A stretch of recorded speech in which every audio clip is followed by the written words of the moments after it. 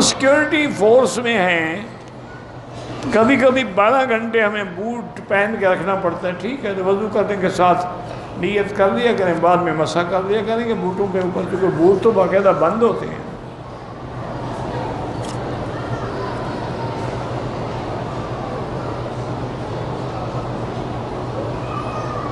اگر ایک عورت نے عمرہ کر لیا ہے مدینہ پاک سے، لیکن آج صبح اس کو ایام حیض شروع ہو گئے، تو کوئی بات نہیں، ایام حیض میں حرم کے باہر میدان میں بیٹھی رہے، اللہ کا ذکر کرے، کعبے کو دیکھے، سبحان اللہ، الحمدللہ، لا الہ الا اللہ، درود شریف، کلمہ شریف پڑھتی رہے۔ والدین اگر ان کے لیے آپ عمرہ بھی کر سکتے ہیں، طواف بھی کر سکتے ہیں، باقی جو فوت ہو گئے ہیں ان کے لیے بھی کر سکتے ہیں۔ نیت یہی کریں گے، یا اللہ اس کا ثواب فلاں کو عطا فرما۔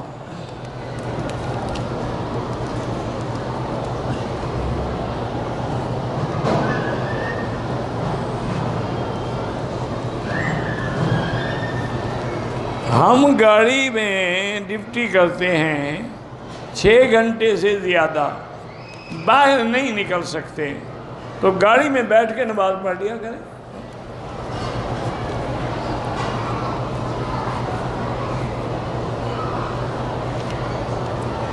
بہرحال جو لوگ کسی عالم کے بارے میں بری باتیں کرتے ہیں، اللہ ان کو ہدایت دے۔ علماء حق کو برا کہنا جو ہے، یہ آدمی کی عاقبت کو خراب کرنے کے لیے ہوتا ہے۔ حضرت خواجہ غلام فرید رحمۃ اللہ علیہ چاچڑا والے جو بہت بڑے پیر گزرے ہیں، وہ کوٹ مٹھن نے اب چاچڑا، تو ان سے کسی بندے نے پوچھا کہ حضرت علماء دیوبند ہیں یا یہ مکہ مدینے کے لوگ جو وہابی ہیں، ان کے بارے میں ہمیں کیا عقیدہ رکھنا چاہیے؟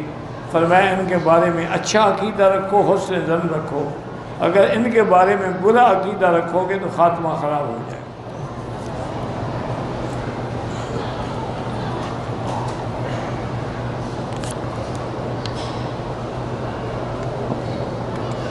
کہتے ہیں جی کہ اپنی بیوی سے آدمی آگے اور پیچھے دونوں سے جماع کر سکتا ہے۔ پیچھے سے جماع کرنے پر اللہ کے نبی نے لعنت بھیجی ہے کہ من اتی فی دبر امرأتہ فعلیہ لعنت اللہ، جو آدمی عورت کو غلط استعمال کرتا ہے اس پر اللہ کی لعنت ہوتی ہے۔